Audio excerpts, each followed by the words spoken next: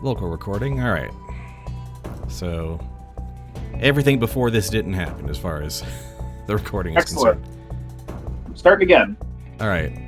So, yeah, this is me, Newbie Spud, with my friend Dan Felder, who is designer at Riot Games, right? That's correct. This is not about Riot Games. It's just going to be playing with my friend on cool mod that I've heard so much about, and I'm really excited. I've never actually played Griftlands before, too, so this will be interesting. I'll be being introduced through your, Arint's last day. Yeah, which is going to be interesting, because the mod was definitely geared towards, players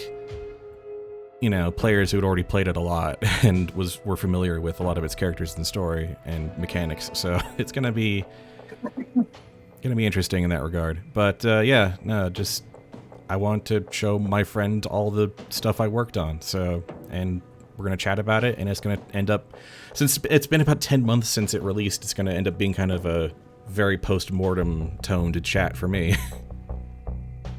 That's fantastic. I always love that, looking back on games. There's a wonderful mix of, this is so much better than I remembered, and then, oh my god, why did I do that? It's a whiplash. It's great.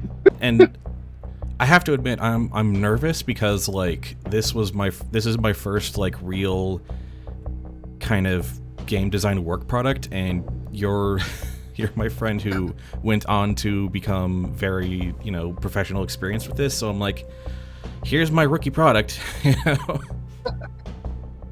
think of you as an exceptional designer as well, so I have no doubts this is going to be good. Let's dive in. All right then, yeah, go at your leisure. Cool. So, I don't really know what to do, so play Griftlands? Is this how I go through with this? Yep, Arint is on the far right. Okay. And so, the main story is the behind-the-scenes one. Story difficulty might actually be worthwhile because you're not at all familiar with the mechanics or anything, so... Indeed. Just tell me what to select. If you want to drive it first, actually, you totally can. And then yeah, let me drive a little bit. Let's track design. It doesn't have a directional flow to it, which is usually a mistake. Yeah. But overall, it looks visually pleasing. Let's just see about getting you some perks to just generally help things.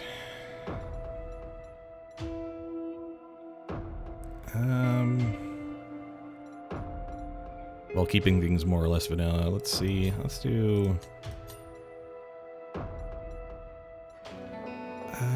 That's a great name for a perk upgrade thematic swear jar. Yeah.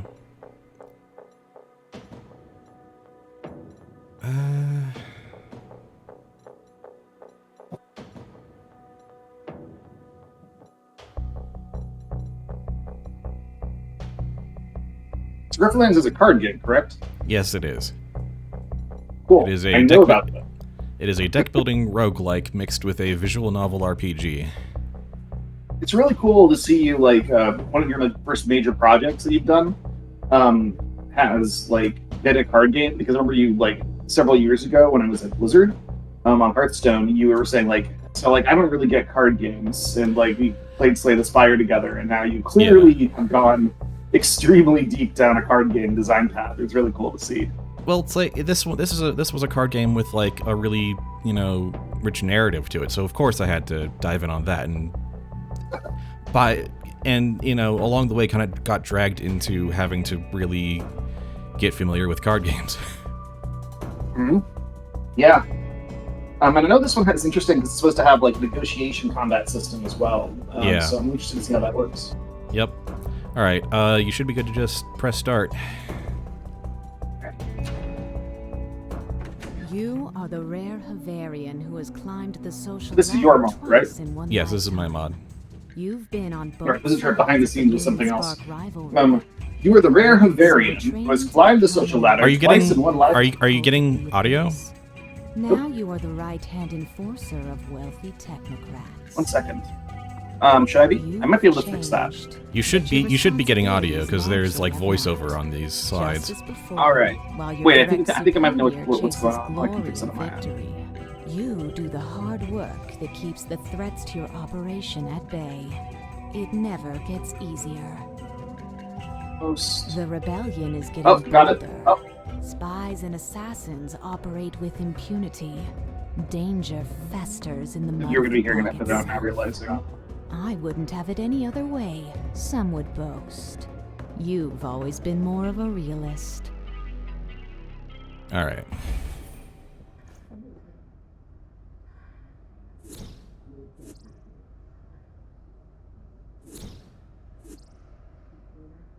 So unfortunately, I think you can choose either, or you can hear me, or I can hear it without, or you can hear both, and you'll get an echo from the game. No, My audio setup is broken with my headset right now, so I have to be hearing through my monitor. Oh. Okay. How important is the voice acting? That was the only bit of voice acting that the mod had. From here on out, it's all Simlish. So. Excellent. All right, so we'll go through without it. All right. You wake before the crack of dawn to tackle another 16-hour day of holding ground dog together. That doesn't sound like great. Nah. It has been 2 full days since Phelomo's old war buddy, the Rook, first arrived in the bog to play double agent. Cool. The Rook isn't curious gesture. The Rook isn't the only one who's been busy. You're not the one to rest on your laurels, especially when there are rebels and spies about. Bucket HQ, reflect on the fruits of your labor. I like the second-person narration. I know it's very D&D speak in general, but it always gets me in the role-playing mode. All right. Yeah, it's very kind of the... you don't... I think for this, just for the sake of experience, you don't need to read everything out loud. You can just kind of read it in your head. Cool. So do I click one of these things? Yeah, these were your bonus options to the start of the run. All right. I will go with 100 shills. Seul? All right. Standing some news from me. More report in last night's incident. Takes your report. Carefully against that looks you back with blank expression.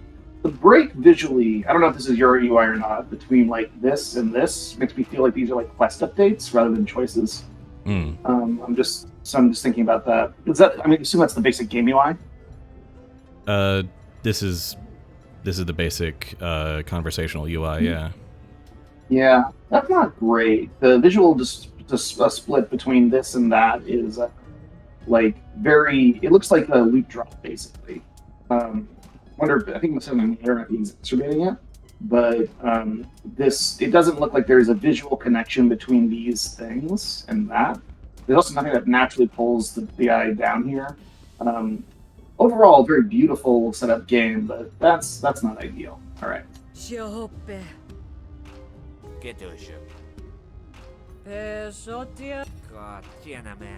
Our man side is still inside for 2 days. There's nothing to scoff at.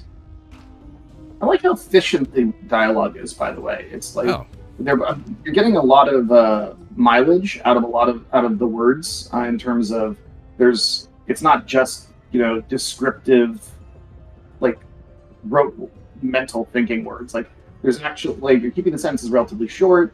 You're focusing on key nouns. There's not a lot of filler words. Reasonably well. How our man on the inside is still inside. There's a nice little echo there for 2 busy days. I'm scoff at. Cool. Discuss last night's incidents. Use quotes for my reminder of that. Cool. Doing a lot of writing for some various games. It's top of mind. Yeah. Cool. You can requisition at the factory. It's a backup. You push to temporarily borrow employees later in your HQ. I like that because I don't know. It almost implies there's a history to why he would emphasize that. Yeah.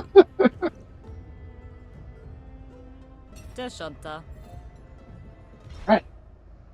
So, what do I do? You can talk to the people here, or you can go out to the world map. Yeah, I don't know, what incentives. Up in the top right over the little yellow bar on the right side of the screen, there's your quest log. Cool. That's not the right thing. Wait, where? The little yellow exclamation mark on the top right of the window. Oh, top right, okay. Cool. Several requests try to practice how to deal with them. How do I do that? Take on urgent requests. I'm not sure how to navigate that. Let's talk to a person. I'm guessing if I can take them with me temporarily, they're probably some power boost, and I should do so.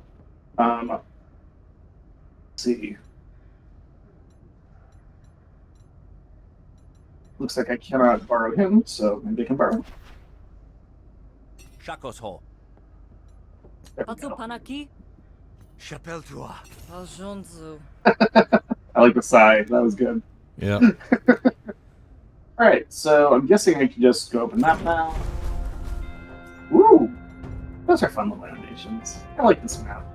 Yep. Feels very immersive and key marker objectors. Alright, so we've got our Spark Baron HQ. Increase operation budget, reach by purchasing equipment. Every plug has its day. Of course. I appreciate the puns. Shut down illegal site. Quest available, difficulty 1, difficulty 1.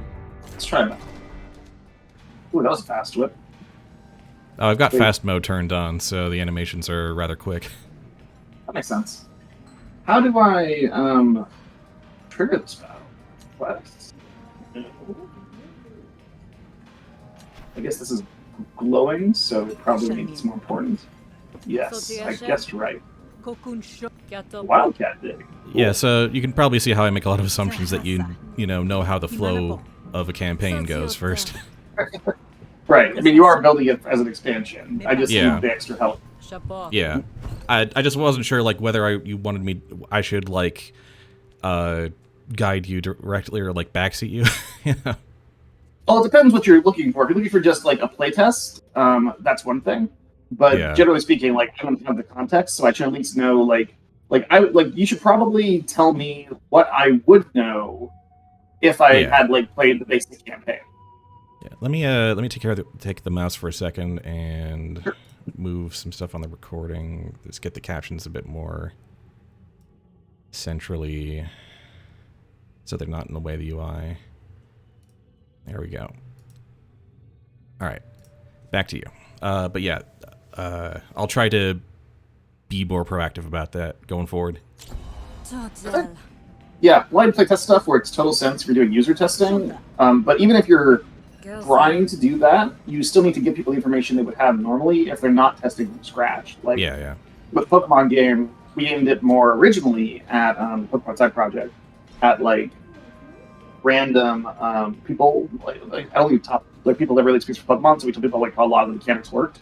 Then we started realizing that like many people, it would just be better if we put this to the game, and so now we kind of more blind play tested, but there's like notes that tell them the information they need. So yeah, once you're done with your objectives in a location, your next move is to go back to the map and go to your next one. Okay, cool. And that would be this one. Oh, something happened. Kusinkotu. Mashulko? Supenko. Sesyuata? Kimanaso. See. I don't want to convince her to let him go because I don't know what's going on. Do I not like Rise, by the way? Yeah, the information you would have is that you're a Spark Baron and the Rise are you own this area which is called Grot Bog. You're the lieutenant in charge of security, and it's basically a dig site for ancient technical artifacts from early spacefaring era. And the Rise are trying to rebel against the Spark Barons and basically secure workers' rights for the region. Okay, cool. So the question I would have also is, did that guy just like say they couldn't trust me? That's funny. Like my companion says like, you can't trust my boss, and it's like hurting me in the side quest. They shouldn't have, because they were on your side. They were supporting you. Interesting. I thought he said you can't trust Arint, and I was like, no, I think he said you can trust Arint is what he said. Oh, okay. I thought that was like really funny. Yeah, that's one of the support lines. So yeah, that makes sense. I thought he like pulled him like because I like forced him to come with me. It's like, oh, that's actually gonna hurt me because I'm kind of a dick. No, he's your ally. He helps you out in negotiations. Cool. So I'm just playing cards right now. Composure really is know your what's going on. defense, so you'll probably want to play a brush off on your core argument to block some damage. Okay. Reason is an attack that Oh. has. There you go. Sogamia. Actually, funnily, if I can take control of the mouse real quick, Yeah. just realized that because this isn't a fresh save, you don't have the tutorials pop up. So here we go. At the start of each turn, you draw 5 Oh, cards standard. from the draw pile and gain your opponent's intents for the next turn. Are Fuck your shown opponent's Oh, in intents you your for you the inner- you you skipped ahead to. You've skipped a few slides. There's buttons here to go back and forth in slides. You accidentally skipped ahead. Interesting. Alright, so cool, so it's just health. Enchantments. Apply composure. Certain which cards have mitigates composure, negative damage. Your Okay, opponent's armor. intents for the intent, next turn are that's shown just in their standard. inspecting Sense. cards and arguments will And bring up their cool. So it works like Slay the Spire. Yep. And then let me take half control. And then there's Arint's negotiation, the tutorial that I made. Okay, cool under pressure. Arant's cards deal 1 bonus damage or a bounty type inception type argument that she currently has. So Arant's cards can intentionally create bounties on herself to give her other cards a damage boost. Okay, that's cool. I'm assuming bounties and inceptions. Bounties are weak point arguments that reward the opponent, which the owner when destroyed, like Scruple, Strawman, or interesting.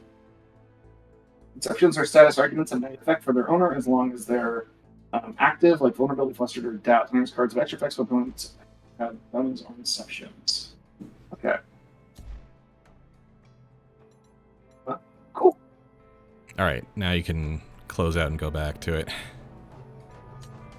All right. Resume. So let's see. We go to 10th.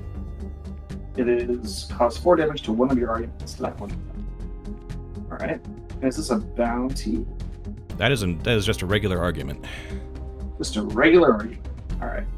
So that I suppose, because I don't have a bounty yet, do I? You do not. All right. And I don't see any in my hand. So let's improvise. Because improvising is fun. It's for Joinder. Interesting. I kind of want bounty anyway. Oh, it played it twice because of the argument supporting you. The first card you play each turn is played twice. I didn't know that. Sure. It's authority.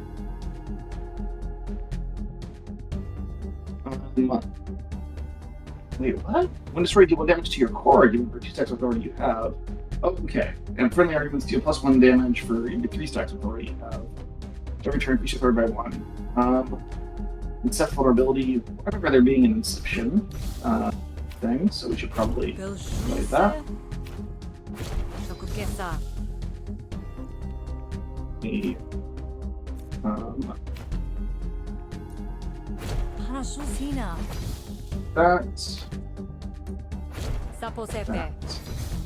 Trying to basically build up my thing that I don't want. Wait, is that the thing I want destroyed? No, I want authority destroyed. This I want destroyed? You do not. You do not want that destroyed because it will give you a penalty. I draw 2 fewer cards. Yeah, so I did do the right thing. Cool. I saw draw 2. I was like, oh, destroyed, draw 2. But I had this, so my brain kind of like often if you set up the player's mind that with their like an autocomplete, they have to like they often will misread because they have to like get derailed. Yeah. So basically, like say when you draw 2 fewer, it's like it's tricky. What would the phrasing be? It'd be something like skip your next 2 draws or something like that. It's tricky to do that, but it certainly adds up. Improvise a card with special cards, boss training. I'm doing fine right now. What's he doing? All resolve stacks. That's this one's the intent. I'm kind of liking this hurt you, buff myself strategy. That seems fun. Then standard rules of engagement are generally to always buff yourself. I think I might have like gotten to exactly not enough. Yep, my bad. All right, but I think that we're gonna be fine. And here, You win. Woohoo! I'm the best. So you can pick a negotiation card, or earn victory when medal. You get all of these. Oh, never mind. So I have to click them, but I get them. Okay. Yeah. Draw 2 cards. It's up 1 to 4 planted evidence. Sure. I don't quite know what that means, but it's probably good. Yeah, that's decent. Every day, who are those friends? Like, because I read the tutorial and it said, like, bounties and inceptions do special things here. I'm like, if I see those words, I'm clicking it. Yeah. Nice little signposting. Tusa. Sasho. Ooh! He did the thing. Rasma likes me. They have good taste. Alright, we were in blue. We're going on to a ball. I like the background art right here. Immediately becomes clear why. Oh, I like that. That's a... Keep just a that immediately becomes clear why. That's a really good line. It builds... There's the extra beat, it builds tension, and also you don't... It's not to the last word that you know that you're about to get nervous. It immediately becomes clear. It could be... You know, that they need help, but why? Like, oh, fuck. It like makes you really in. It's really great. Sakuako. Ienkiako. Tepisholkia. Shopiase? Sepun pieshua. Oh, that's probably bad. Sepato. Yeah, that's fine. Eltapu. Transekio. Not sure if I just made a morality choice or not, but I don't seem like necessarily the nicest guy to workers. So we have to convince them to fight with social to get help in our other thing. Okay. Yep. So they're doing the thing where they do the thing. So let's see. Deshokepo. Patana Tusua.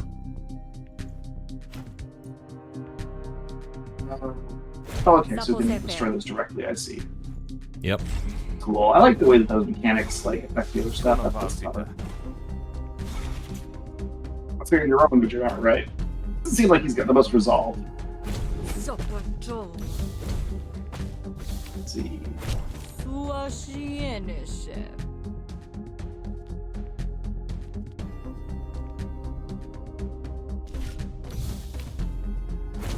Just to lower his damage because I seem to have a tank and spank thing going on.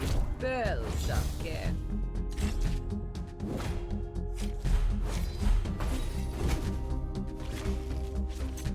Isn't there like a monster hero? Like, how long do you want to hold that for better argument? I don't know what this does. But I'm You can guessing hover why. over the bounty you just incepted to read it. There's also Okay. a tooltip on the card. This argument is destroyed. Deal 1 damage to Aura's core argument. I guess I don't fully understand because, like, couldn't I just do the damage directly? There must be some other factor, or just like a nonsense buff that really is there just to say, look, I put a thing on you, and I have other cards that are going to care about that thing. Yeah. Tuamushi. Saltekia. I often like those. I tend to like those a bit better as a designer when like the player has the opportunity to like add like 3 buffs that do nothing to their like why would I ever do that? And they figure out why. 'Cause, Yeah. like often it's fun for them It's to kind of make it's also a thing where planted evidence is specifically like something Admiralty negotiators like to do a lot. So it's kind of like, oh, you're doing their trick. Oh, that's cool. Yeah, that's nice. Like you're using the thing the NPCs usually use. That makes. I like If I'm he has another bounty up right now. That's the kind of person leaning over, bone tired. okay. That's a Oh, workers. That does Workers. seem like Yeah. Ashinamasho. Aw, dang it. 1 out of 3 chance. Axe. Pokemon, there's this thing called flinch chance that a lot of moves have like 30% chance of the target skips their turn if they haven't picked it yet. Hmm. And there's a thing called Serene Grace that is an ability that doubles your chances. So getting flinch is one of the most frustrating things Pokemon can call it hacks. People think about Serene Grace flinch. because it doubles the chance of incidental effects flying. It's hacks if you don't flinch the target. Ah.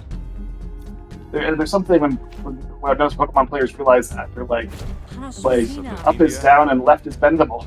Yeah. Okay, let's do this for now. Do I have to?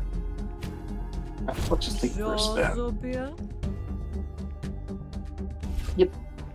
I was kind of wanting to take it to bank anyway. It's kind of what you got to do when your deck is basic right now. Anyway, yeah.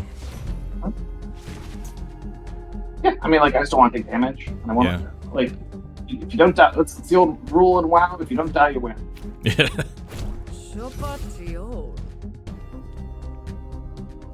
Classic thing they told to a lot of DPS people back in the day.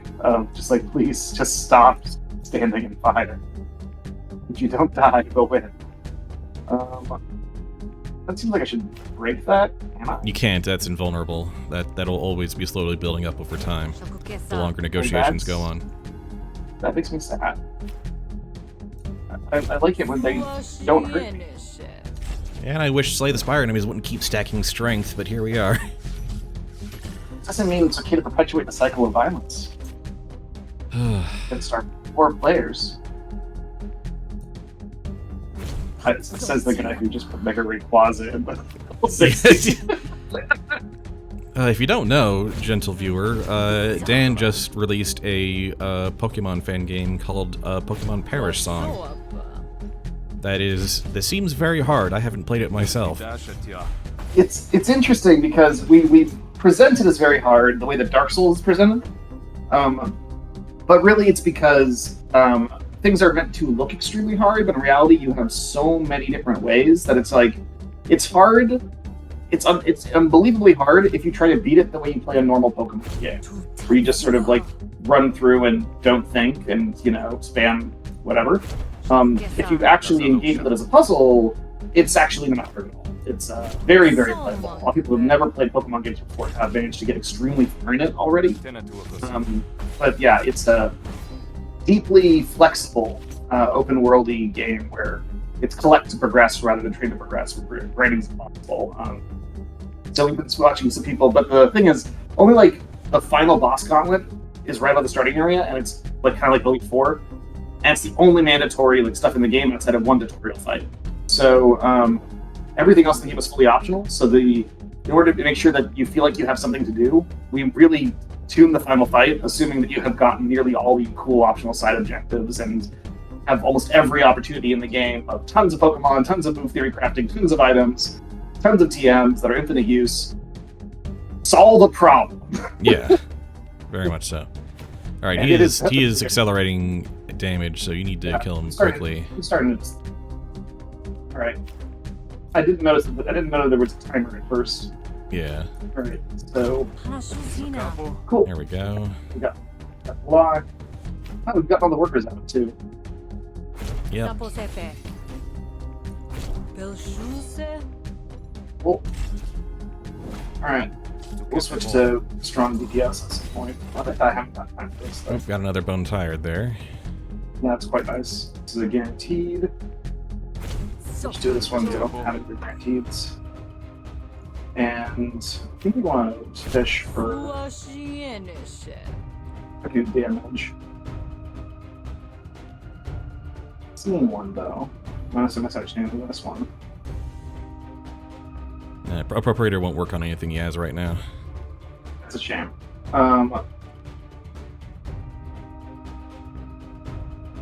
Scruple? Scruple is a bounty on your side that'll give you a little bit of extra damage on your cards. Oh. There we go.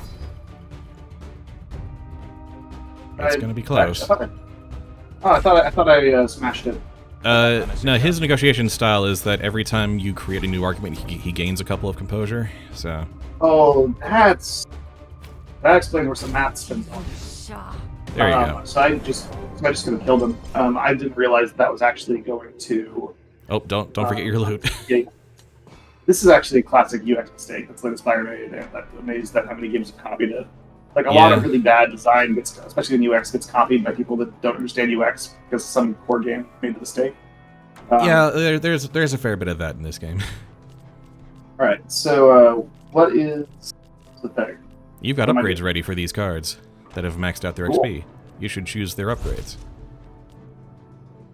Sweet. We'll do this attack twice. You can do the rest of them too. You don't need to just pick one. Oh, all of them? Yeah, all you got maxed out the XP on all of those. So Cool.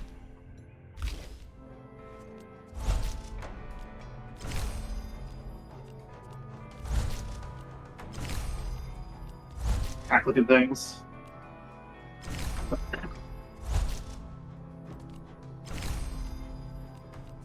all right, there you go. That's all the ones that had upgrades ready. Check in a seal. Sua papul. Patana tusua. Danasinto. Oltita ki. Now let's have a little fun. So if you'll permit me to take control one more time, let's go over the other tutorials. At the start of each turn, you draw 5 cards from Pretty the draw standard pile stuff. and gain Yep. 3. You can win a battle by killing all of your opponents, or by making them surrender. Enemies will surrender when their health dips You- below their panic threshold. Killing enemies may certain cards apply you can preview what Yeah. some cards apply conditions that are represented by icons above your health bar. And then so here's the doozy. Okay. Arint's battle mechanics are a lot. Figured it out during the tail a few times. Has a 7 HP cast all in her chest. Charge up. Okay.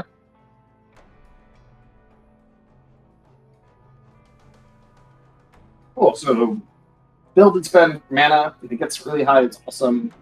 And if she's really hurt, it gets better. Cool.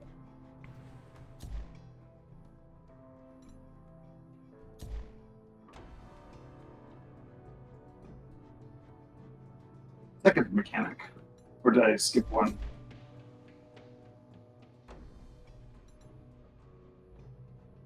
Okay. So special debuff. That's unstuck and trigger. Okay.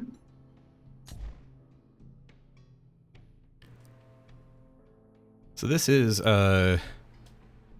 kind of adapting. Arint is originally a boss in Rook's campaign, so it's kind of adapting her boss mechanics to a playable style.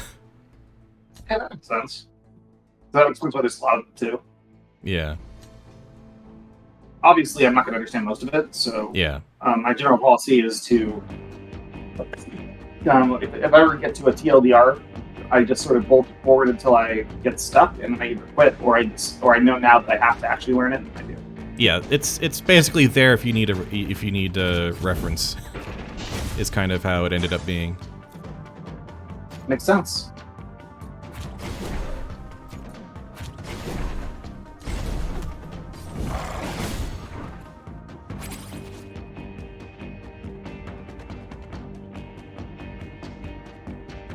Not fun.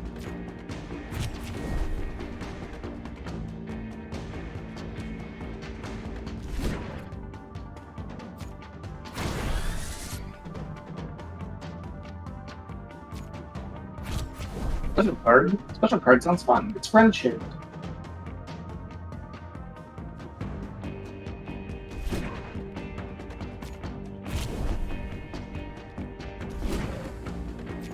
Find the charge so that I can instant spend it potentially.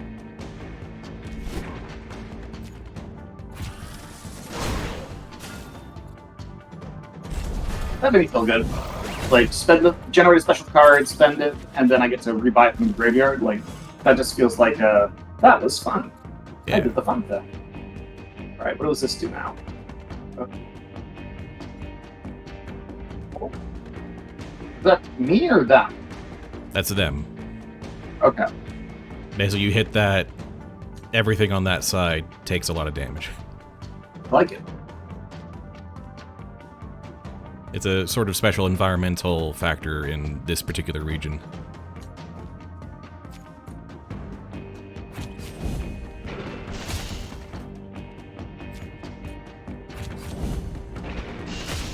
And your ally is going to hit it for the rest, so you can just hit. Oh yeah. Oh. Oh, that's a strange chemical.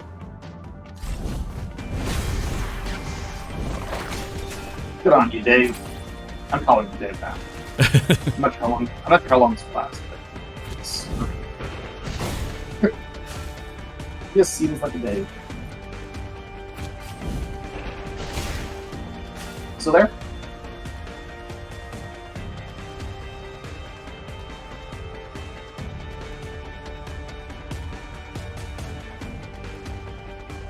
Are you still there? Yeah, I'm still here. Cool. And my computer just like went to sleep and I'm using it for the microphone. Oh, okay. Please forgive me. Right. Alright. Oh, dang it. I thought that it would. What number this deal damage? Should I actually have charge beam?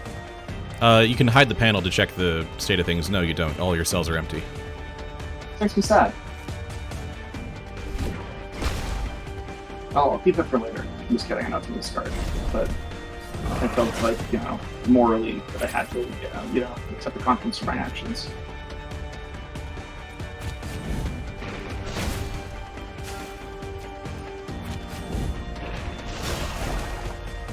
And there we go. Yep. Boom, boom. Not so bad. I could have actually done that with taking only 1 damage if I wasn't being stubborn. Alright, so X. X has always catch my attention. Gain 2 overdrive per action available at the start of your next turn. I have no idea what that means. I thought I was going to understand it. Wait. So, let me guess. Action is the action points that pay the X. Mm-hmm. And you gain the overdrive at the start of your next turn, not gaining overdrive based on the number of actions that would be at the start of your next turn. Yeah. Okay. So it probably should be like reversed. Like at the start of your next turn, gain 2 overdrive per action spent on this. Well, otherwise, I thought I first read it as you're right. Yeah, that would be a bit more clear. So gain 1 beam charge and 1 wound. I clearly want beam charge. That's my thing. Yep. Makes me feel happy. See, Arint's happy. Arint likes beam charge. Shekelko! Sia mashe. Oh, that's a good one. Mesudonto Bazizana. Takushon. Shokia. Flow's really smooth. I was actually like, it's hard to. The writing is very effective because I'm actually following and engaged with the story, and it's very easy for writing to lose people because it's just a little too long. They just start TLC. Yeah, that's something I paid. It's actually something that kind of challenged me with this particular project. Before you select your next quest, never mind. There were limited time opportunities available, and you would have known that if you're familiar with the game flow before. But it's all right; they were optional. Also, while you're between quests, you should head back to HQ and maybe get a drink so you can restore some of your resolve. So you were saying about the writing? Yeah. Learning how to write very succinctly to get critical information across without letting the player get too bored. While still also conveying personality. Yeah. Yeah, it might be the most economically challenging thing in terms of writing economy. Oh yeah, it's so hard. That's the same thing we're dealing with the Pokemon game, right? The last year, really, but also like right now, is just like every word. Like if the moment it's scrolling to the next screen with those little boxes that Pokemon has, it just hurts. Like people have to like by the time they see the text that they're trying to skip, they've already read it, and it's caught their interest. Yeah. Let's see. Well, I think it is reckless.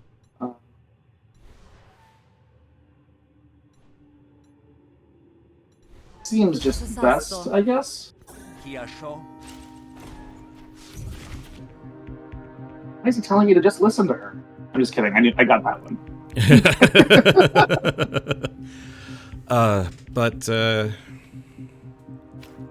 Yeah. Sommarkaffe. And there's like between 16 quests with branching options, 26 events, you know, 2 campaigns worth of stuff, and all the. I had to write a bunch for this, and it was all very challenging to, you know. Yeah, it's clearly it's working very well. At the very least, I have the benefit of, like, assuming most players will be familiar with the characters here, and, you know. Sorry, I'm just like, oh, that went very fast. Yep. Oh shit, minus 10 result. Yep. Yeah, it's funny, is like I'm actually getting the characters nearly as well as I would in a game where they didn't expect me to know, because you're just jumping to the point. Like, that's the Soulsborne approach that we've been taking. Like, because we just sort of say things that people should already know, it does a good job of piquing curiosity. Context clues can do a lot of heavy lifting. Yeah, like right at the start, for example, we have a sign that's like one of the first signs players read when they're still kind of just like, I might as well collect things. And we also teach them there's like secret items pretty early, so it gets them to like look at stuff more often. Yeah. And one of the first signs they see is right next to a PC, and it's like the PC's this is like contrary to initial assumptions, the PCs seem to be organically occurring. They sprout from the ground like weeds. Oh. And then like another note right beside like the thing says like the screen compresses space into a perfect abyss.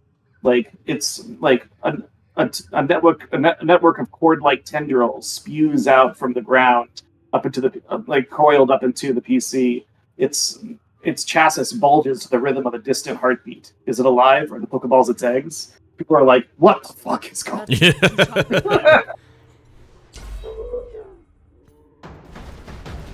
One more after that.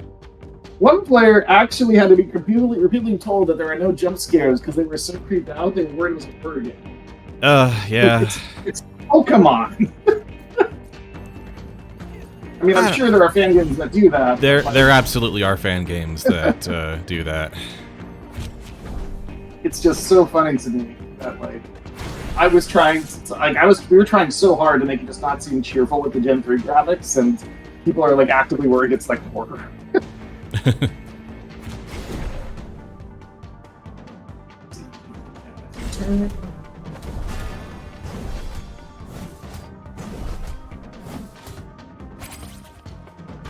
So then I'm just letting us charge up. I'm not a fan of this. Wait, so this has strange chemical on him? Is that what that is? Yep. Okay. I don't see any detonators type attacks. Nah. I guess this is probably one. I don't know what just happened. Alright. You gained a charge and gained a point of wound, which increases incoming damage. Probably not the best thing that could have happened. Oh. Yeah, beam charge might be worth it. I thought it was that thing that was like give me a beam charge or the other thing. So it's just like, huh. The word "and" was in there. Yeah, but again, it's my brain auto-completed. Like, no, it's one of the that's fair. Yeah, insert charge beam. That's. So naturally, for like a lot of the card description stuff, I followed the example of the base game, which is not an excuse, but the language the language they use for cards is very precise at times. It's very Magic the Gathering. Yeah. A lot of people like say like, oh, we're supposed to make our rule book like a legal textbook. Yeah. And it's a lot of people playing Magic the Gathering, especially. It's something we're trying to slowly move the industry away from. It is one of my crusades. So you already getting killed. But there's also kind of the more basic restriction of like there's only so much space down there. Oh, I know that well. Hearthstone was trying to average 8 words a card. I remember, like, when I prototyped a card called Front Stab, I was so happy because it was, like, only 3 words. It was, like, I might have, like, it was just, like, heal 3 for 0. Like, anything. It was like backstab, which was, 0 mana, deal 2 damage to the minion. It was just, like restore 3 health. That's what it was for 0 mana. It's like, the prototype name was Front Stab. Ended up being called Regenerator or something. Right. You should probably just win the game. Whenever you're ready. Yep, gotta savor that victory. That's a lot of things. Yeah. Right. Cool. Let's, I don't know what this is, but it sounds good. I don't want to read it either. You and the owner hit each other, static triggered, beam charge.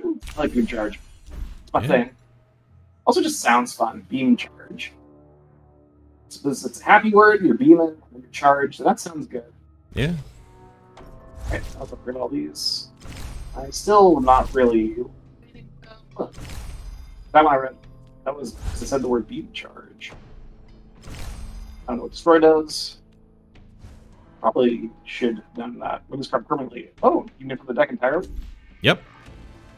Yeah, that's a good idea. It's basically cutting my deck down, and it gives me a tool that I'm up to do more damage than I have otherwise, which is very valuable. I'm a big fan of getting my average damage above like a certain threshold. That's generally the that's generally the Slay the Spire tactic, yeah.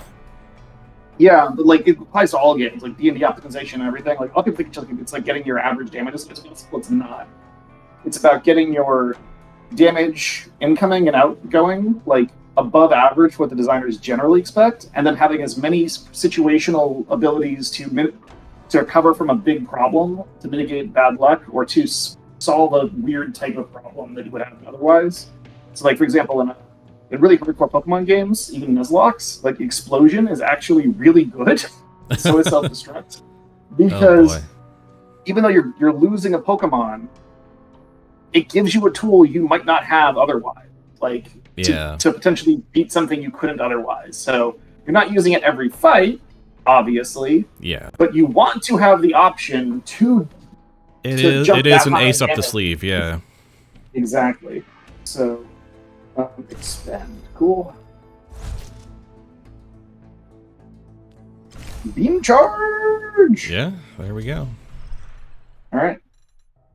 I wanted to say, yes, take everything. Why would I not want to? Yeah, I mean, to be fair, in our game, Legends of Runeterra, there's a lot of rewards in the roguelike card progression mode that players do not want.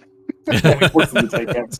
Oh, dear. We don't skip it because the design philosophy at the time, which I haven't really wanted to mess with too much, is basically like it's fun when you have to figure out cool ways to make stuff work, because it's the combat system in that game is much deeper. So it's really interesting. Some people just love it, and some people wish they could skip it. It's cool. Yeah. I'm not gonna talk about a bunch of Riot stuff, obviously, but it's interesting in that you have different games like prevent or enable that. Yep. You've got a lot of money, so it might be good to head to the Automech factory. We're supposed to get a drink.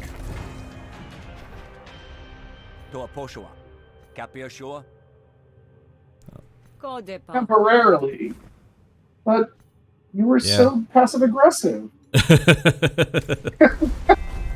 Yeah, you actually restored a little resolve from the fight, but yeah, it might not be a bad idea to also get a drink. Okay,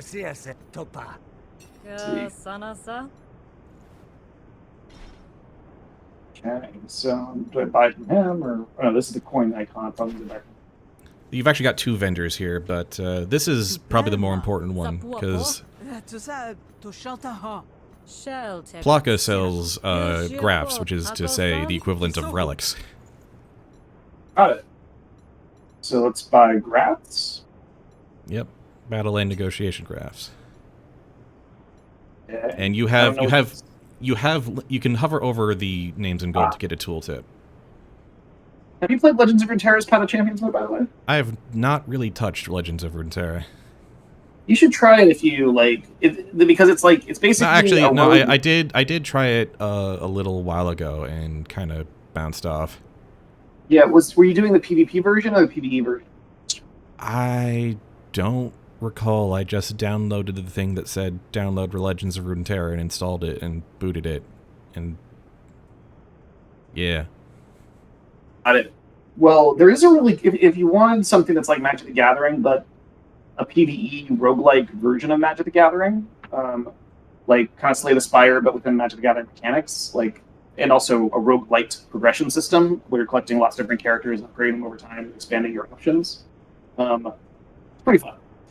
Might be a nice change of pace. I've also been playing a lot of Slay the Spire for testing, so yes.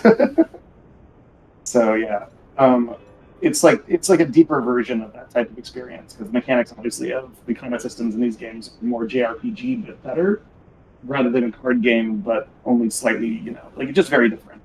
yeah. Okay, I don't really know what these do. Which one should I buy? None of these really work with your particular build, so check out the go back and check out the negotiation graph. See if there's something. Let's see. That is a very funny negotiation. Like I get it. It's just funny to me. It's like I was imagining like lever rejoinder, and it's like bomb. Yeah. Okay. Society engine. That should have been a smart one. First time you gain a new bounty each turn into a proactive card that applies 3 composure into your hand. Insert is like not the best word for that. I know it's the standard, but Yeah, it's the legal term for this system. yes. Insert. No one inserts a card into their hand. They insert something into their deck sometimes, potentially, but Yeah. like it has to be a physical object that can be things pushed into. That's what insert means. Yeah. Every time your opponent adds 2 intent to deal damage, gain 1 influence. Yeah, why not? Shonta. People seem to do that a lot to me. Yep. And ask about black rookers. Tu shuko. Ukeshutya. Batat sel. So it's funny. Originally, I thought like there's like rumors, and there's like as I was skimming, and it was like black rumors. It's like like is this like underworld version of rumors? No, just the black market, like rumors in the black market. I'm like, all right, yeah, that's my bad. I just skipped the word. That's not. Here's the thing I've realized over the last few years. Everyone skims. That's just the reality of writing. No one's ever going to read every word. Oh, part of it is that our brains are not wired for it. Like that's why you can jumble. As long as the first and last letter of a word are the same, you can mix up the letters in between, and people can still read it. It's just crazy. All right. Let's see. Battlegraphs again. I have some of the deal 1 damage twice things. Yeah, but it's only up to your maximum. Yeah, all right. Got more graph slots. I'll save the money. Nah, you're good for now. It was worth a shot. Is our second vendor? Yeah, our second vendor is the other one highlighted in gold. Oh, really? They don't like me. He sells cards and lets you remove cards as well. This is your card. All right, let's negotiate. Then I'm gonna go for a drink. What do you got going on? It's kind of interesting.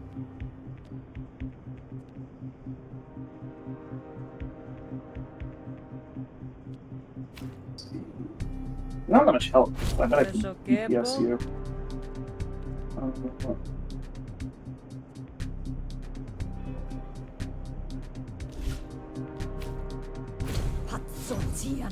What was this? So that removes composure from... If an opponent argument has composure, you can remove it and gain that much dominance, which increases the power of your hostility cards. But not their core, you know. Yeah, that doesn't really help you in this situation.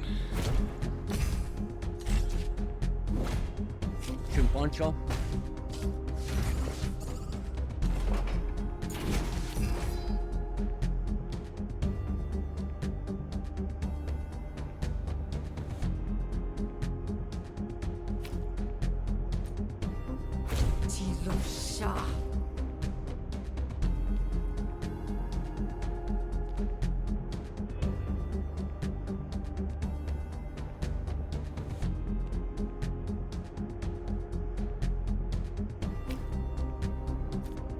Only applies it to your non-core arguments, right? No, it applies to your core as well. So this can not says argument, but and it only means not these, and this one says argument, but it means No. argument. Argument. If it's all arguments, that includes the core as well.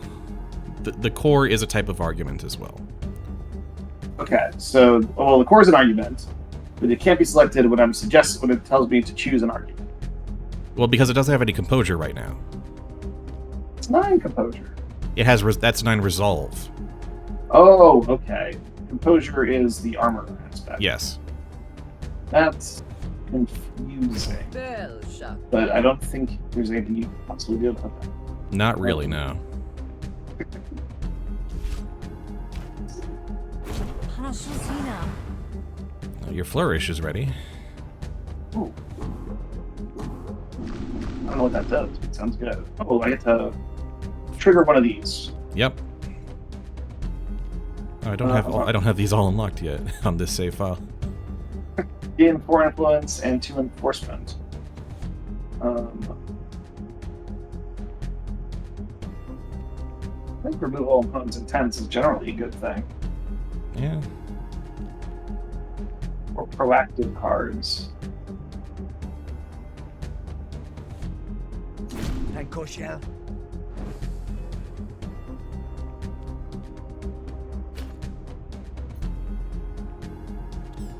No composure.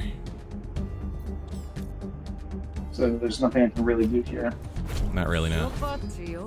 Well, I should play hypothetical. I don't really know what it does, but It creates a standalone argument that every turn it gives itself 6 composure. Tutatsia. yeah. And I just hope they target it. There's other things you can do with it with other cards. I figured, but I don't think I've seen any of them yet. That or I haven't. No, you haven't. Alright. Destroy, deal 1 damage to your core argument for every 2 stacks of authority you have. Next deal. Cool. Like, reiterates a fun combo card, but I don't really know what to do with it yet. Dama. Shokukesa. I want to start drafting combo pieces, but assume I know what they're going to do with it until I do. Yeah. Alright, so let's remove a Don't pay battle attention. card. These are all upgrading.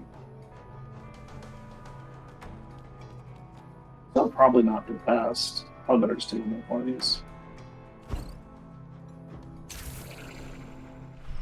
Okay. That's my cards, potentially.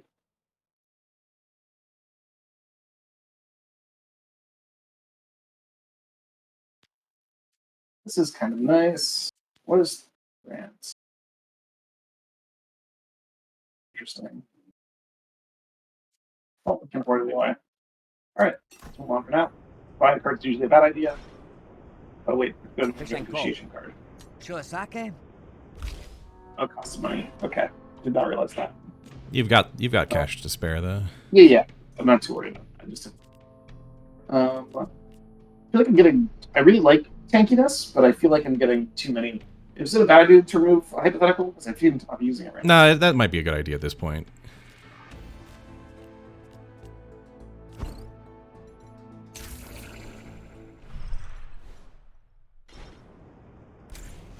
Yeah, what? Right? Probably.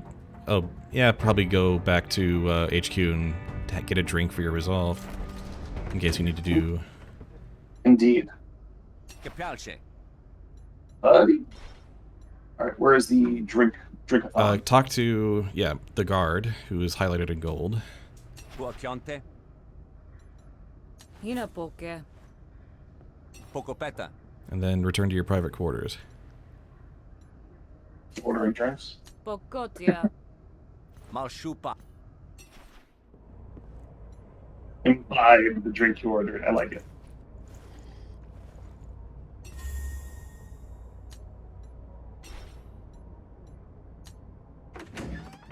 All right.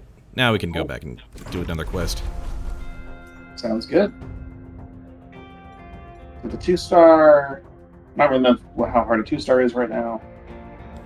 I don't know if I'm on Yeah, my you don't really have a timers. frame of reference, but it is kind of everything. Negotiations and battles get harder, so I did guess that. More battle. Kepakipu. Sonsenasi. Pokan. Tsase. Panadia. Mushu. Kunapan. Shakona. Sotsipe. Kudansu. Shiana. Hoteshome. Hantaten. Shapunashu. Kashina. Tesapu. Tapioke. Kepontet.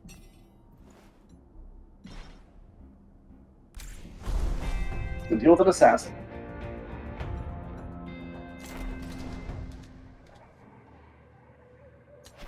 Hey, buddy. Tiemosi. Betseashul. Til piak. Shelkon. Kusoshi. Keshona. Pel. Hakosan. Unsuspicious. Mepo. Pilpiati. Pinchako. Shonta.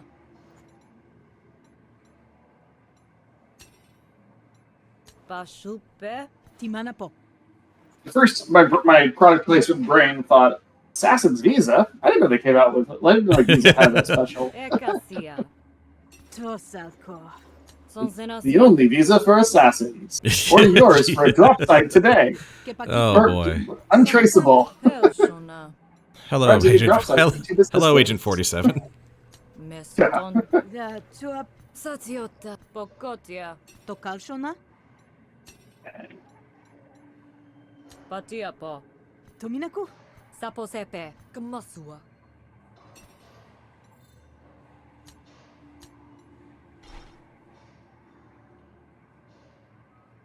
Hard error.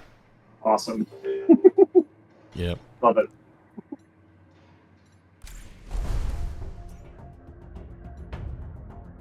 Hey, I'm there.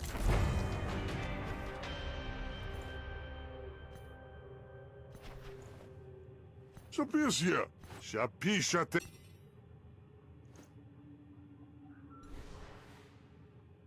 Sunkushi. Shakukesa. I'm choosing it because I didn't kill him. It's more a matter of principle. Even though I don't Yeah, really, yeah.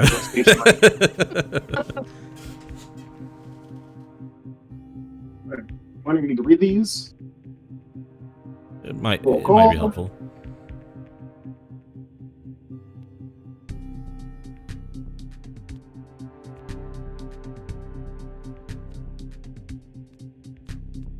Alright, well, seems like I should do this.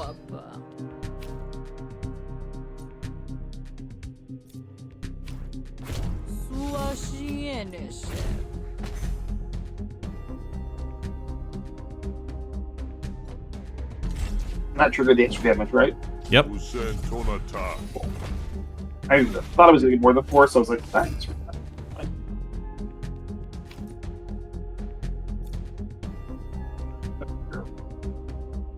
That's annoying.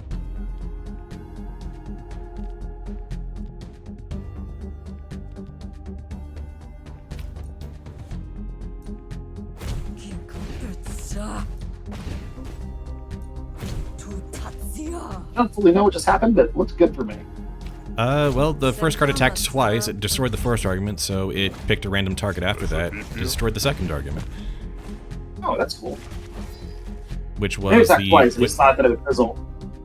Oh yeah, no, attack twice. If you destroy your original target, when you, at least in negotiation, when you attack multiple times, if you destroy a side argument, it'll pick a new target.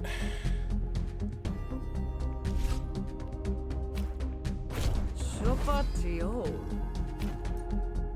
Ashina Masho.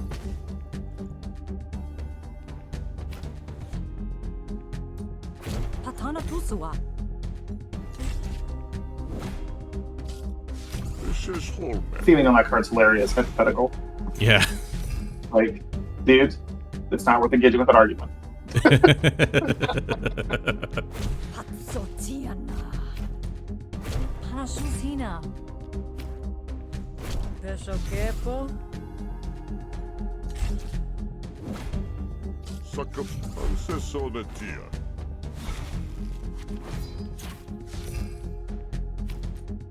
Sopacho.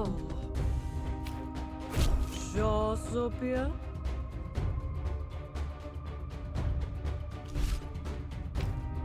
Somakepe.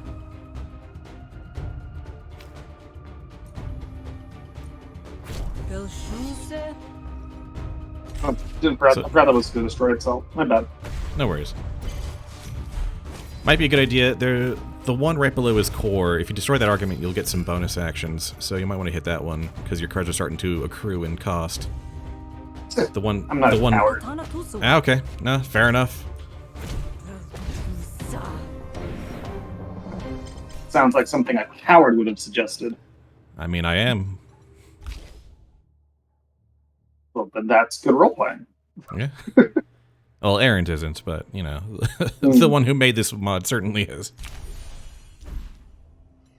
I'm thinking about the D&D campaign we ran for Evergreen again. Like, there's just so many fun moments in that campaign, but nothing better than I signed it to deliver a package. Oh, boy. Remember the context of that line? I don't, actually. Oh, it's so good. I guess you didn't when you didn't, like, immediately crack up. Which was, like, we're all before the final fight against, like, the aberrant god, the Daelker. Like, you asked us all to, like, give, like, our final, like, speech in case things go wrong about, you know, and like, because we're fighting a fucking god. Yeah. and the, we all give, like, a heroic speech, and of course I put, like, a lot of spin into it, because I have to, the DM stuff. Yeah. And just because it's the player. And then the final person who speaks is the player who just, like, says, signed up to deliver a package. Yeah. The very first question was like, can you bring this package to somebody? And like, got swept up into a series of this unfortunate events. Yeah. Ain't that how Like, it goes? For him, this is just one of their days as an Amazon driver. That would be a very funny Netflix series. Like an Amazon driver who things just get, you know, they Gurren Lagann up throughout the season. Yeah. Alright. So, Upgrades. cutting Upgrades. cards. Oh, upgrading cards. That's different than cutting. I really want this, but I've learned that because Destroy is low in the card and there's not an icon at the top, I'm very likely to accidentally play it. So, mitigating my ability to fuck up is actually a good optimization strategy. Yeah, for now, yeah. Actually, Kesa. Halselko. very real way to optimize your play. Yeah. Very many different games. Kodepa. De Palchontier.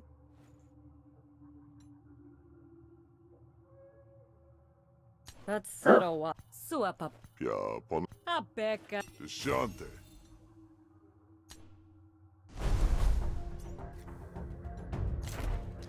I first how multi-stage these quests are. Yeah. They. Tesapu. They vary, but they're usually, you know, at least 2 or 3 stages. Sehukia.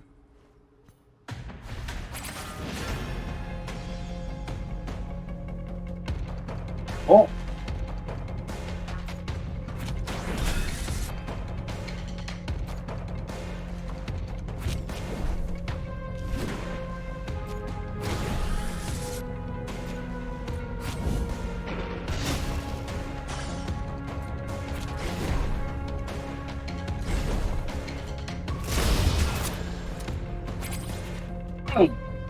How appropriate. You fight like a cow. I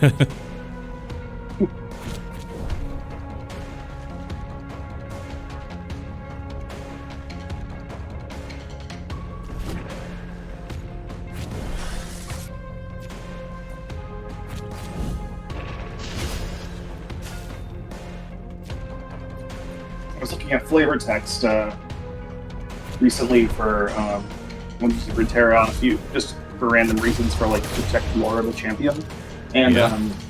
On Fiora in her champion spell, Fiora's Riposte, I noticed that the flavor text is you like how appropriate, you do it like a cow.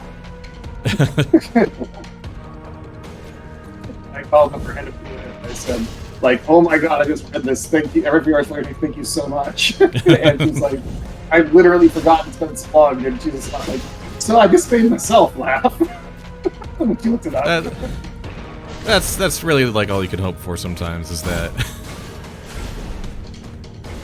you know, when you come back to it months later, it's still pretty good. That was actually a very funny thing I had with ChatGPT when I was messing around with that. Like I set it in a bunch of one-page settings that I had written before to teach it the template, and then it has to generate new ones to make which ones really quickly just to explore it. Mm-hmm. And it generated a lot of bad ideas and generated like a description of like for this like celestial like extra dimensional like special place.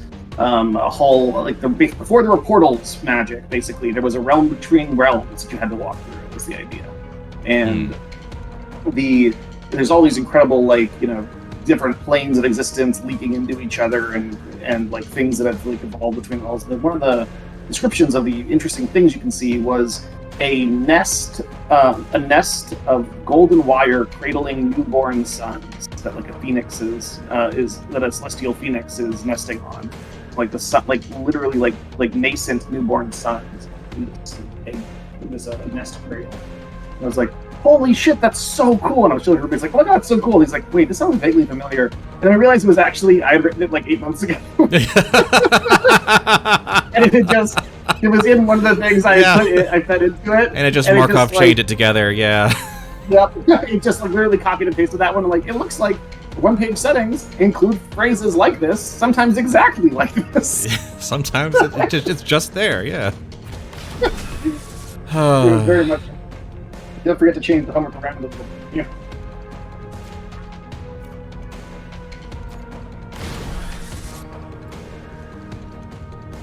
Hey, you still got that. I'm giving him a chance. Fair enough. Toying with him. As you do. Yup.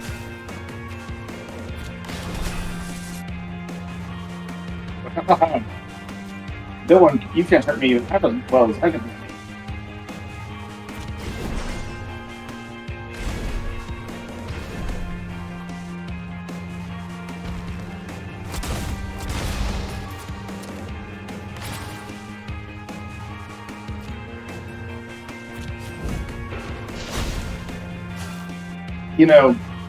Because I haven't really gotten a grenade thing that I wanted to use to trigger it, I mostly just imagine like that she's running around and just like pouring stuff on him instead of hitting him.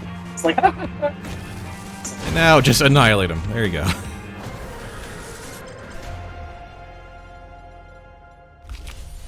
Oh, what the? oh, I guess I'm taking that one. I think that works for you. Oh, I don't just trying know. to put the same stuff really quickly. Yeah, no, yeah. Mega Friends, Griftlands mod. Fun. Take your time. Ben's worried about like not getting a patch up in time and delaying me for writing. Let's see.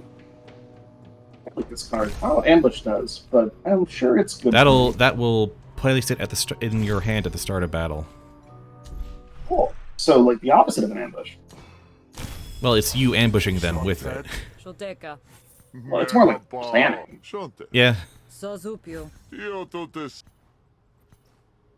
I guess there's some amount of mental preparation that goes in. I still question it. Cool. It says 0 and it had words on it, so it's probably good. Yep. You do have some limited time opportunities here. Upgrade or remove. Merchant animal companions. I do like dogs, but these games usually have alien dogs, which are considerably less cuddly. Or more cuddly. Quick sports game. I've heard of these. Like, that's something ancient civilizations used to play, right? It's sort of like esports, but, Physical somehow, yeah. Yeah, esports are highly physical. Do you want to hear like, this really funny thing I heard? When I was looking at the history of like esports for various reasons, and one of the things was the very first StarCraft tournaments that were broadcast.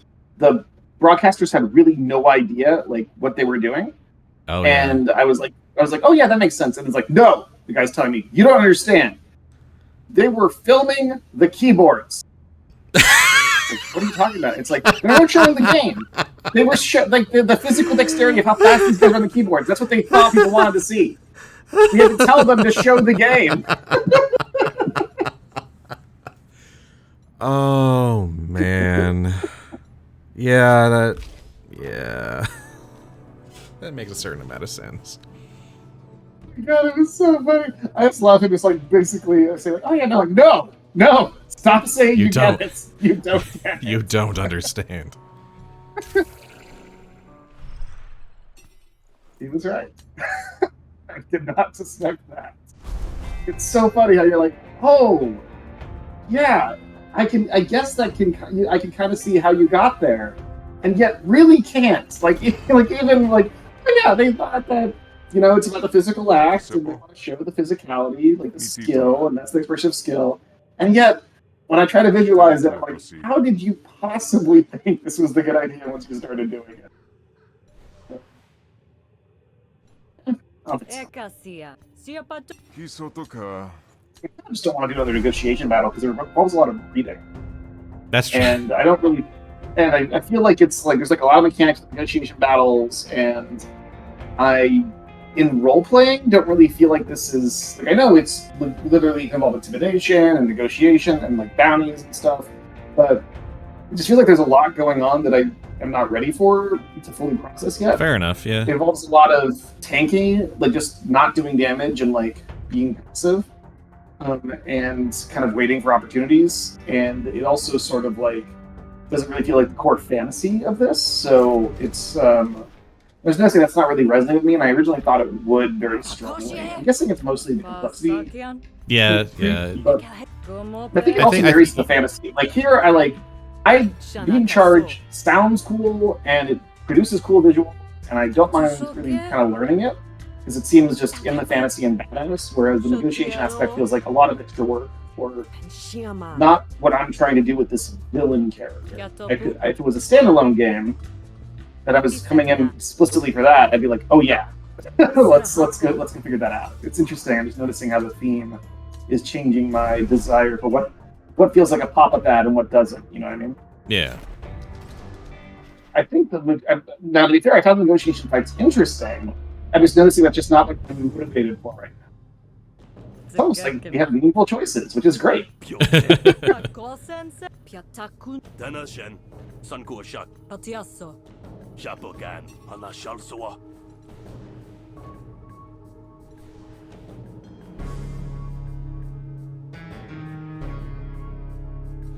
I don't feel dislike me. I just want to be a villain. Sakato.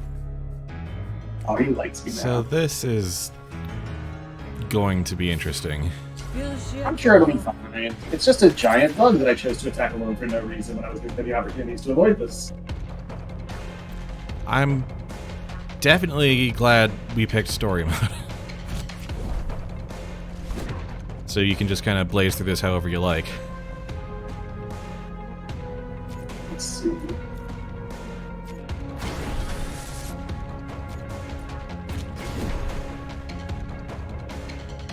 It was imperative. Reduces their outgoing damage. Oh. Weakens them. Nice.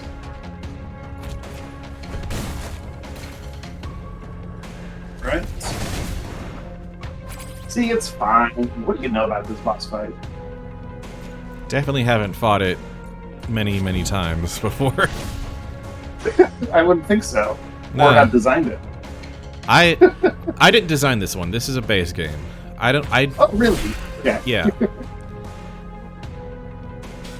My jet is No. slightly less effective now. Was this being saturated 10?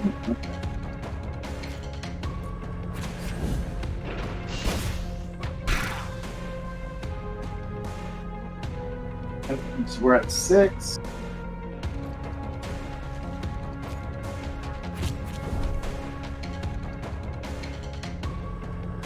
Now, you don't have any actions left, so if you improvise, you're not going to be able to really use it, so strike might be the best pick here.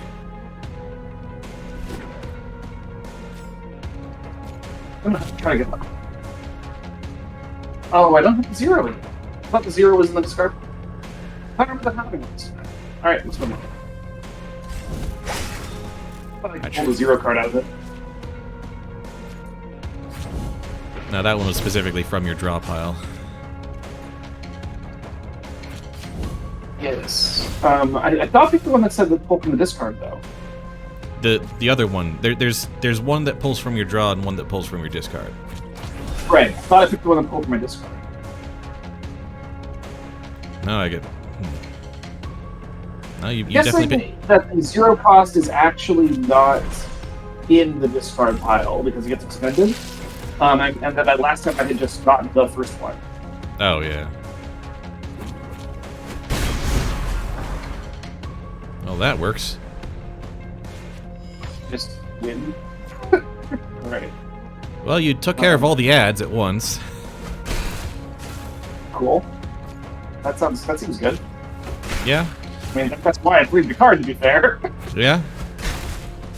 Just as the pop-up is like, click to continue, like, did I just die or win? It feels like it's one of those two things. Oh no! When you kill those particular enemies, they give you that needle card.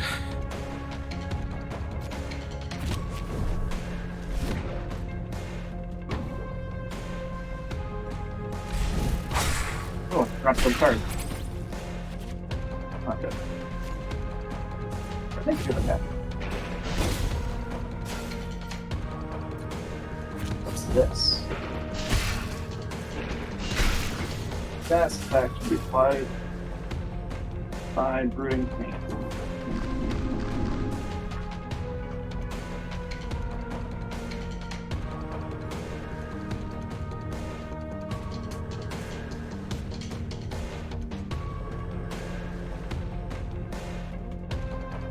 I was hoping to get. A stun? Yes, that's what I was. No. That's what I was saving that for. Afraid not.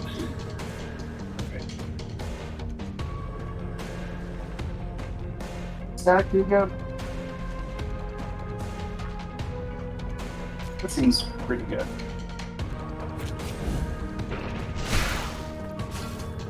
Then do this. This flourished you.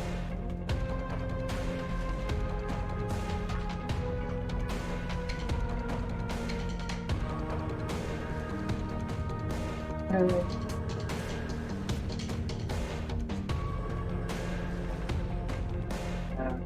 a trance. Oh, that's right.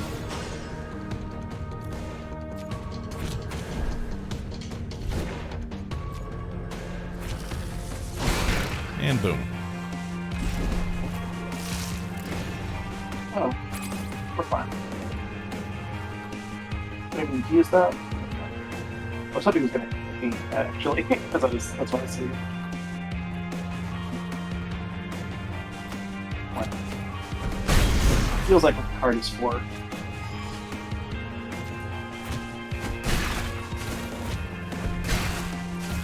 Well, there you go. Easy as pie. You did the thing! Yep. I'm guessing that's much harder when it's not in story mode. Yeah.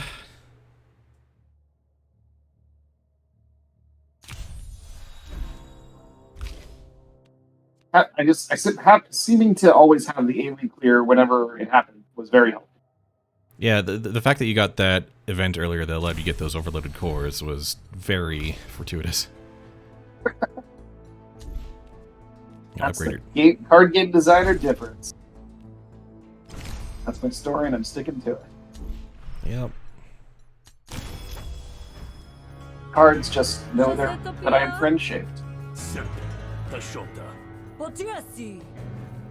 I have no idea if anyone ever thought of saying it that way, but like, what a perfect example of like big dangerous wild animals that have fur. Like, but if dangerous, why is it friend-shaped? Yeah.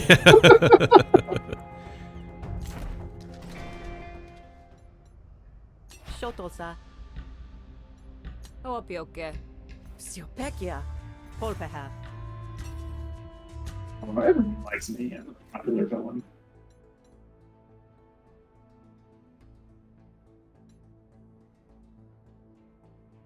I'm La tappa. Meshiso. too bad. I affixed with the Shrokian Glamour Stones. I officially have pretty privilege. Ojonzu. Siesh. Tashonta. Tius. But people like butterflies, but not moths. Tapuke. Pacho. Tashonta. Honshekia. Danahatso. Kiatonta. Tasso. Tasasso. Stame. Todonka. Koshe. Caposhona pie. Inapoke. Sato apiusha. Sutapo. Stetonata. Tasso. Ulesha. Tatyaken. Shopieku. Kihumaton. Kuatur sape. Baltalamu. I like that series of lines. Got a lengthy story moment in there. Managed to crowbar that in. Yeah, I liked it a lot. It was very effective. I read it all, didn't skim any of it. It was That's very great. gross. That- Yeah, honestly, that's a field goal right there. Mhm. Yeah, that was really awesome. All right. I feel like I learned a lot about the character. Sakusho. Pushako. Take. Sasapo. Totel. Ponatiol. Temetu. Or no. It's so much more. It sounds so much more badass than it is. That's something that one of my. I should tell that one to my dad as well because he's recently came up with the idea of like words that sound very different than they actually mean.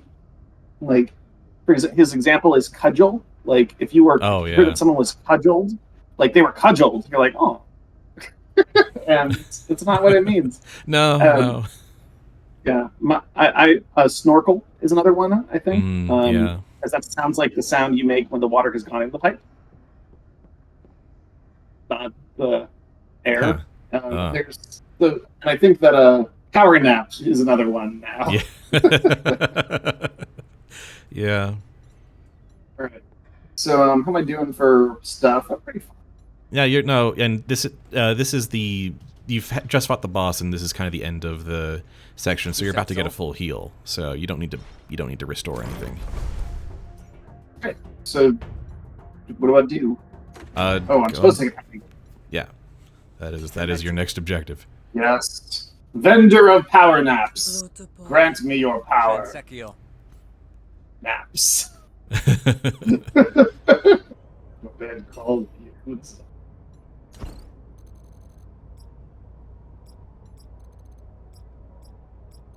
Oh, everyone likes me. There's not even enough room for them all. You got a lot of new social links there. Yep. Back to the grind. That's a very thematic way to say continue playing. Yeah. Hey, you're here to visit. How's it going, buddy? Yeah. I just missed run. Sonamo. I'm good. Tokata. Pushudad. To Sozupio. Tatsepeko. Eltapu. Tulpeko. It's line. Your concern is unnecessary but noted. It's like it smacks of a character that is straining to be professional and therefore is using extra words. Yeah, that's kind of the vibe. Yeah. Yeah, it's an example of the classic example of this is in a scene in Casablanca where like one of the characters is really embarrassed about being drunk the night this woman came to speak with him, and so he goes and meets her in the market, and he says, I apologize for last night. I was in no condition to receive visitors. And it's like, yeah, I see what's going on here. Like you're using the big words to make it clear that you're a composed person. Right? Gold makes you want to click it. It's friend-shaped. All right. Against the world. Mittelbender. Metal. Cool. That makes sense. Against the world. That. Sotieshe. Shapama hukil. Beltoka. Ko sotse. Oh, that's cute. Sheshos he. Sotodal. Keshuta. Cool. I found my old alien animal. Yeah.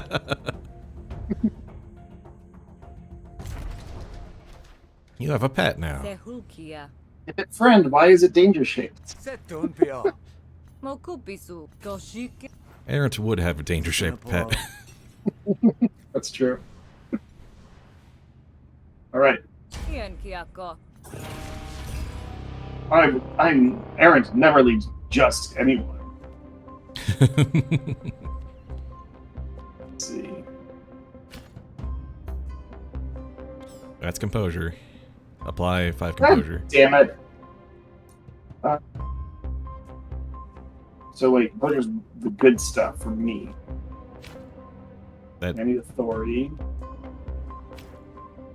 Problem here is like it's a combat system that has a lot of theming based around conversation, but interacting like combat.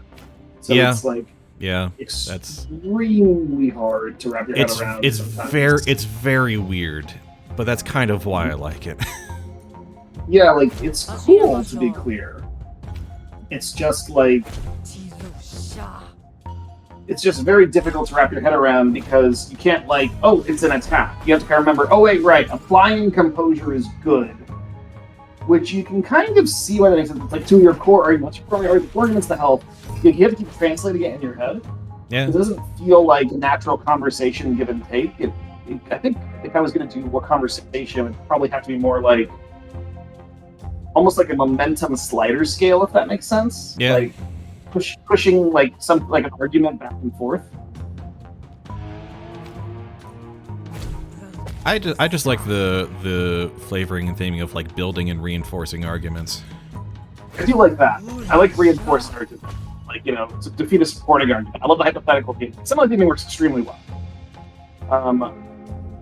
A lot of the individual words on the cards, I have to do extra mental work to translate. Yeah.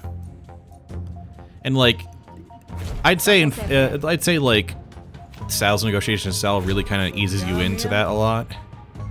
Mm-hmm. You know, with the basic like, you know, diplomacy versus hostility theming, and you know, fast talking versus threatening people. This is kind of like when I was you know, I guess when I was approaching like the theming for Arint's negotiation style, I was thinking like, you know, she's the boss, one of the bosses, the second in command of this very like capitalist, you know, technocratic place, and so she has to weather all sorts of stuff and stay cool under pressure.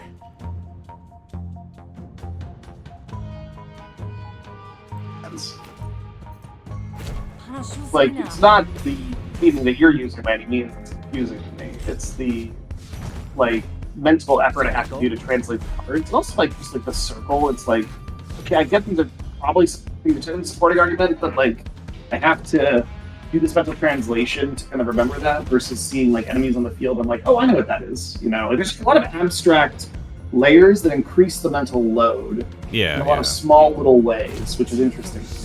Because I always like deep card game mechanics, social systems, and interesting theming. I think we do the same theming way too often. Like, I don't know, it's so interesting to me for that reason. Yeah. So I'm interested in this. I'm wondering, like, if it's a visual presentation issue, that would make it like, because like, it's clearly, to continue our metaphor, there are clearly major things in here that are fun shaped. Yeah. And I'm trying to figure out like how I can make like remove the pieces or better present the fun shaped pieces. Let's see. Oh yeah. Install now. See, normally they click the button and says you don't get something. So it's tricky. All right. Cool. We do it? we do. Basisana. Sanshekuna? Shotipo. All right, got a full party. Okay. Is everyone invited? At least those two. Sehul, That's nice. Tesapu. Hokelpi. Site That's Serawa. Pita Sua, Kenapis Hul.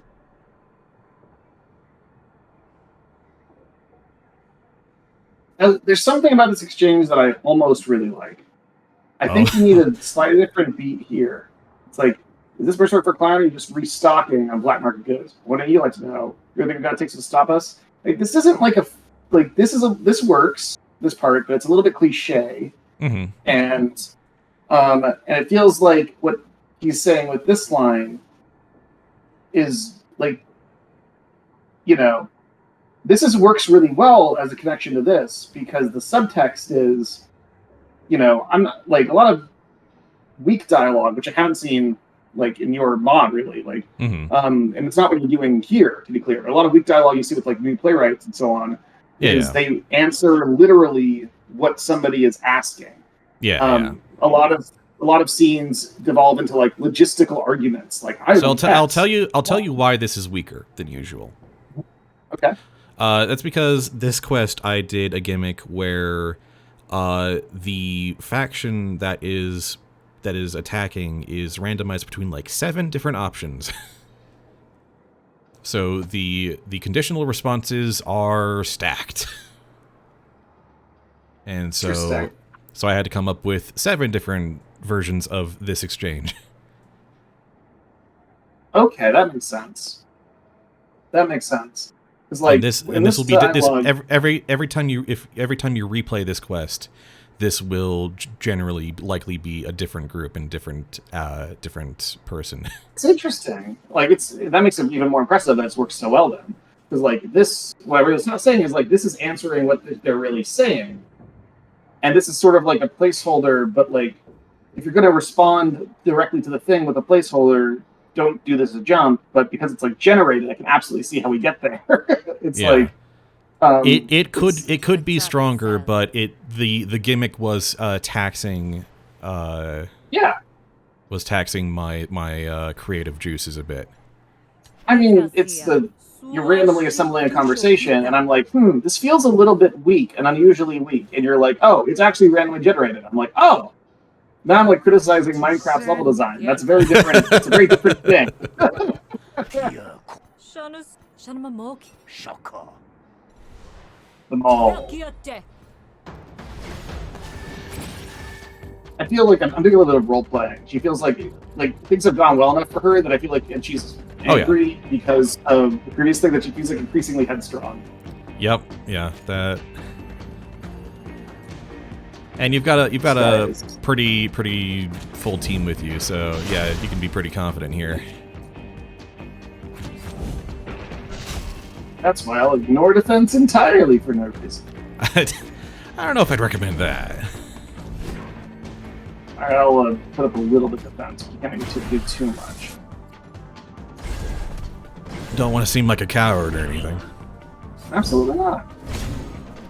I mean, some people are even vegan.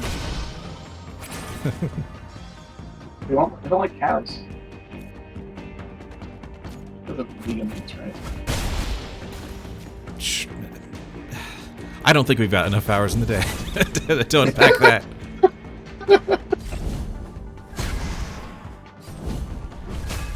One of my favorite things in A Good Place, which is quite the competition, is this thing where, like, you've seen The Good Place, right? I've seen clips of it. I haven't actually sat down and watched through it. People either say it's like their favorite show ever, or that they really don't like it. It's one of the two. For me, it's one of my favorite shows ever. But basically, it looks really good. It's fantastic. And it works unlike a lot of shows, it actually works way better without the clips. Like, it works better outside of the clips. Many shows are like connective tissue for the clips, and while there are some brilliant clips, to be clear, it is much more than that. It's very funny. And it's brilliant and interesting. But anyway, one of the main points about it, what I was saying was right at the start, like the first opening of the show is just so strong. And there's a thing where they're explaining how the point system works in like a tutorial video, effectively. And right at the start, it has this like line of like, so you did good things in life and bad things in life. The good things earn you points, and it's like flashing a bunch of things on the screen. And I was with my family. Two of my cousins are vegan, and they paused the. I bring that up because they paused the thing to read all the things, and then they started laughing. And one of them apparently was, and when I got to check, what they were laughing at, they said it shows. They pointed me at two things that refer to vegans. One was like being vegan, plus 132 points. Never bringing up your vegan unprompted, plus 3,000. Nice. What show it is? Like, it very much like varies between like the best things you can do that are like really just yes, it's nice to be able to fly and eat your favorite food from like your perfectly optimized combinations of all your favorite foods at once, But then they'll do things like that. But then they'll just have like the mundanity of heaven, like these things like order some frozen yogurt. Like, what flavor do you want? What's popular? People really like full cell phone battery. What? And I tried, wow, it somehow tastes how it felt the last time my cell phone was fully charged. So relaxing. Like, except a surrender or something? He's panicking right now. So if you get all the enemies to panic, or all the remaining enemies to panic, then they will be ready to surrender, and you will get the choice whether to execute them or spare them. It sounds unlikely, but I can still finish them off later. But yes, if you don't get all of them to panic close together, they in 3 turns they regain some of their morale, and it makes it harder to spare them. Yep. That's why you have to crush the spirit of the loop.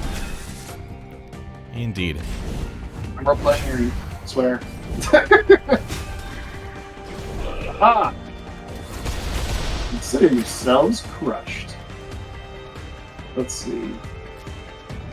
You're gonna do a lot of damage. Now I can do this.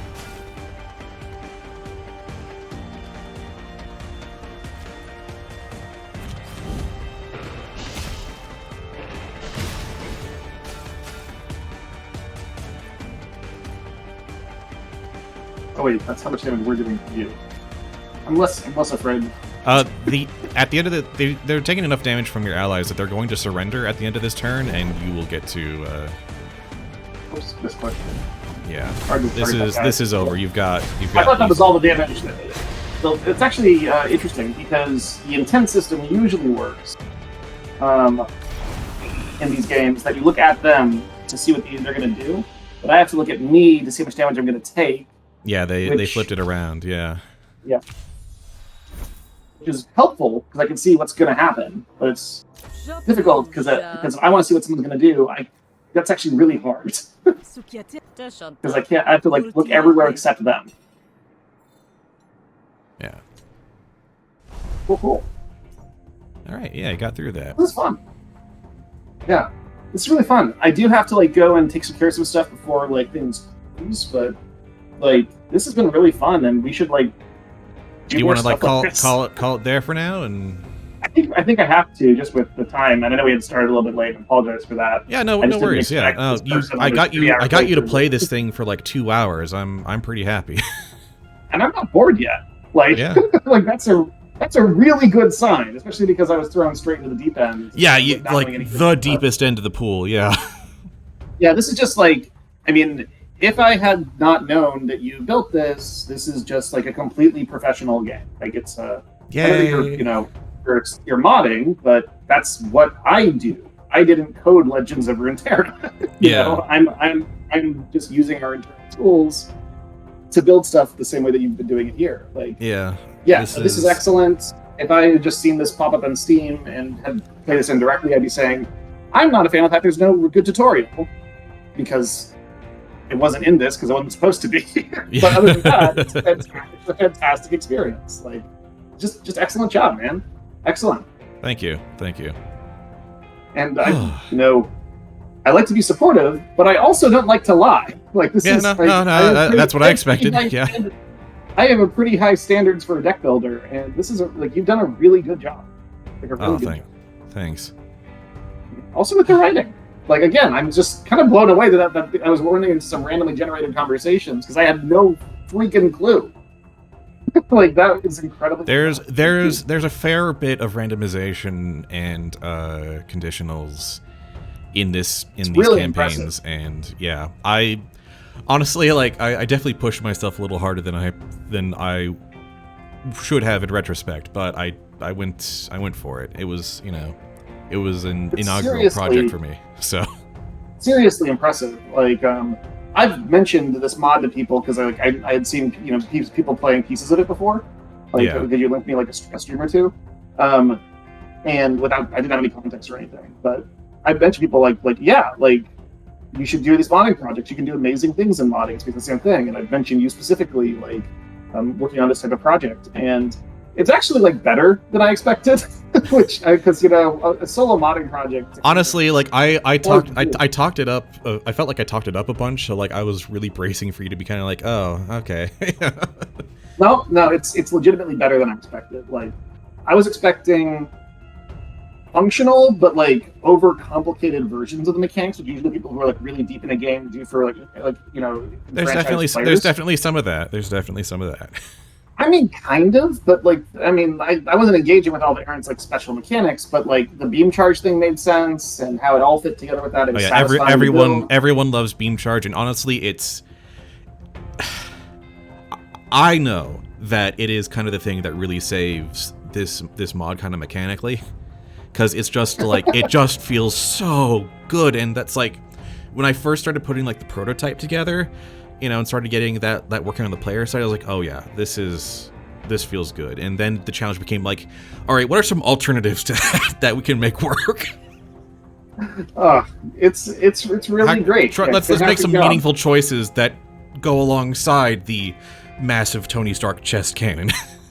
Yeah, it's great, and I know exactly what you're like. I'm actually working on this card gaming expansion for the Pokemon game, and we did like a lot of theory crafting, and as often I find them you do all this theory crafting. The theory says something should be fun, and like for example, there was a system that we're kind of making a Yu-Gi-Oh reference where you can capture to further enhance the Pokemon reasons to catch Pokemon aspect of the game.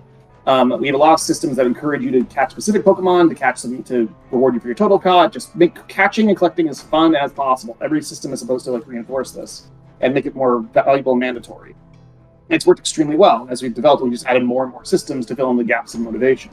But the latest ones we're adding, which we don't need because it's already done. People have all the motivations they could possibly need.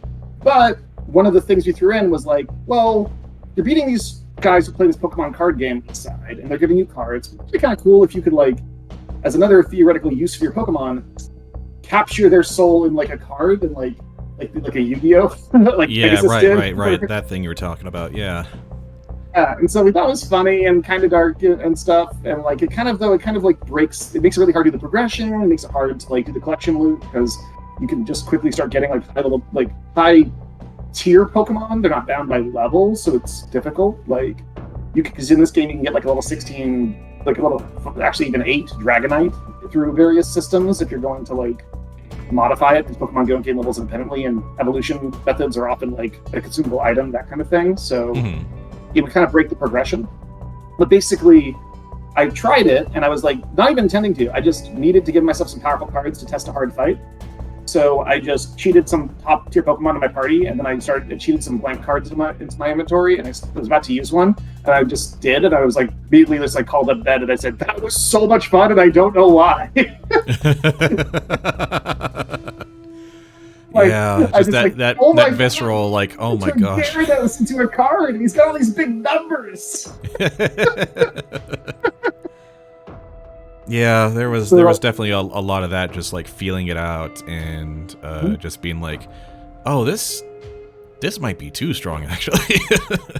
Yeah, doesn't it just feel so good when like the theory lines up and then you try it and you start to feel the result of the theory. Like it just so often when you're first learning game design, you think it goes the exact opposite direction. And this project was definitely more like prototype it, get it on the ground, and then kind of feel it out. I definitely feel like the card set as it is now is pretty significantly like departed from like the initial prototypes.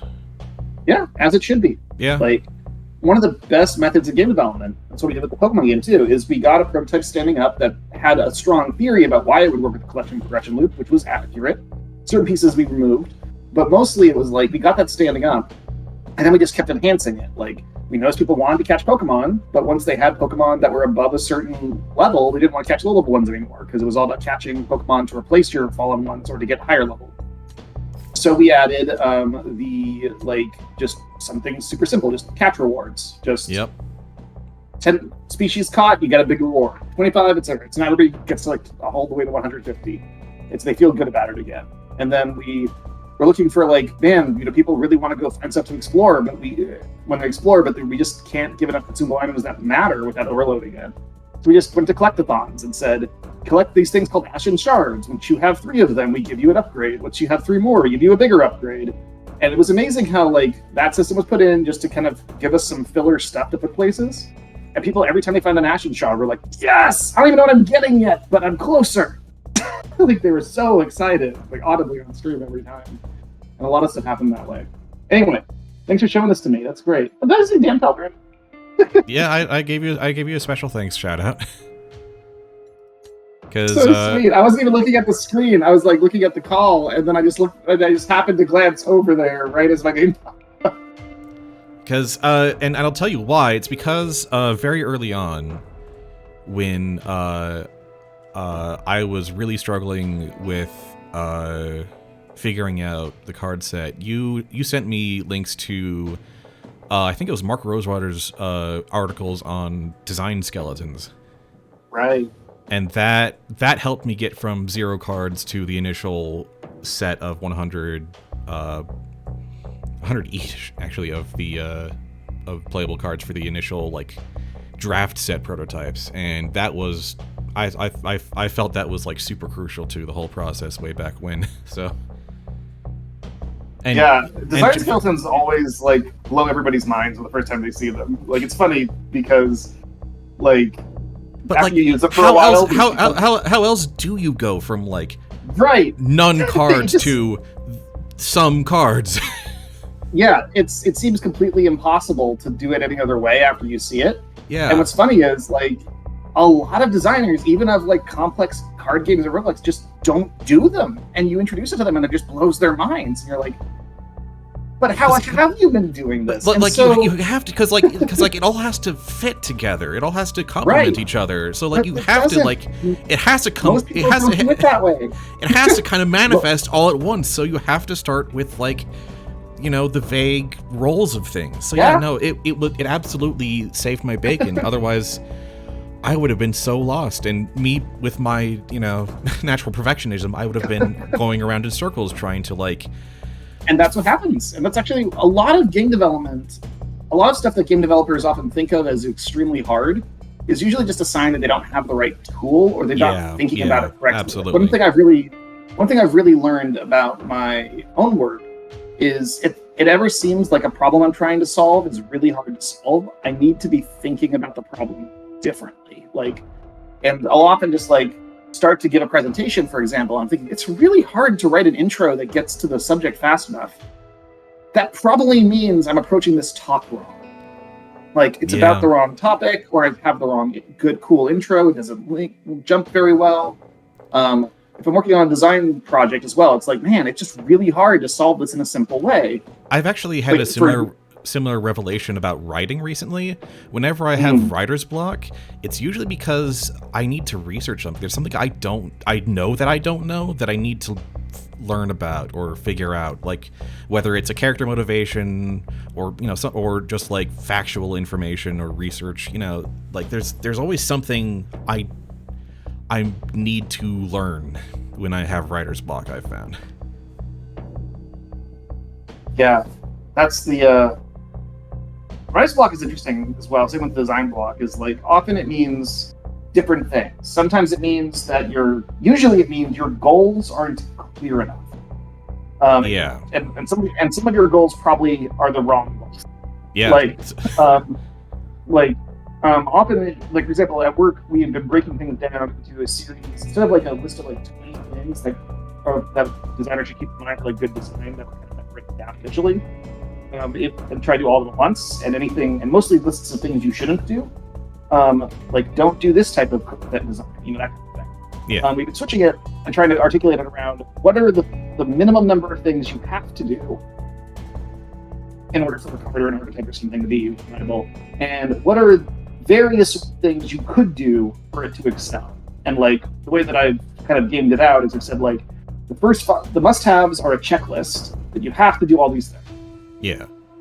Things like, it's not going to make the game too harder to balance. It's going to be fitting with the theme. It doesn't have to be perfect. It has to at least not feel like it clashes, Yeah. Like things like that. Like there's like, for example, a Jinx, like a lot of her mechanics are kind of like get the essence of, crazy devil may care feeling across that fits her personality really well. But they're not like all literal translations of her league mechanics, and that's totally fine. So the card's still great. Yeah. And you get the feeling of it. It works really well. Whereas, some cards are like basically perfect literal translations of the character mechanics of League and also play really well, which makes them extra delightful. Yeah. So like the comparison here is like extra thematic, to be like extremely over the top thematic, is bonus points. But mostly it just needs to fit the theme. It doesn't have to be like a perfect At the very execution of baseline, it doesn't need to create some kind of dissonance. Yeah. Right. If Jinx was like a passive healing character, that would be a problem. So there's like a list of must-haves, and then there's a long list of like, here are 7 ways to excel, and they're like all graded on a 0 of this isn't doing that thing, from like 1 does it a little, 2 does it noticeably, 3 like does it incredibly well. And the goal is to like get 3 points somewhere among those 7. So it's like you can knock one of them just totally out of the park. You can do 3 a little. And you don't even have to do any for it to be an acceptable design. But to be a good design, you should probably get 3 points. Interesting, yeah. It's a good way to look at it. Right. And so the criteria ends up being stuff like, reinvigorates a very popular deck that hasn't gotten stuff in a while. Like that's the type of thing which opens up interesting deck building theory graphic stuff, or solves a key meta problem you've been worried about, stuff like that. Yeah. So anyway, the figuring out how to articulate the problems and structuring design goals is just so freaking helpful. I'm actually trying to write a design book that I've been distracted by my Pokemon project again. And the first chapter is just entirely about design goals and like this really complex way that I structure them that I call, I forget what I even called it. It's like design that involves like how do you structure 8 different design goals in different organization orders in a healthy way to think about them. Yeah. And I've ended up having to like articulate this thing that I do when I'm looking at these complex problems. To me, it's just so natural. It's the only way I can think about them. But I'm noticing like other people just don't think about it this way. And when I explain it to them, it's like, oh, this makes total sense. It's like design skeletons, but for like design goals. Yeah. Yeah. No, I mean, N+1. Yeah, that makes a lot of sense. Yep. All right, I gotta get going. Yep. But this has been super fun. Thank you for sharing this with me. I'm so glad you did. Yeah, thanks for finally giving it a shot, and thanks for all your kind words about it. I put a lot of time into this, and I'm glad that you think that's paid off. Yeah, it really, really shows. It's totally professional.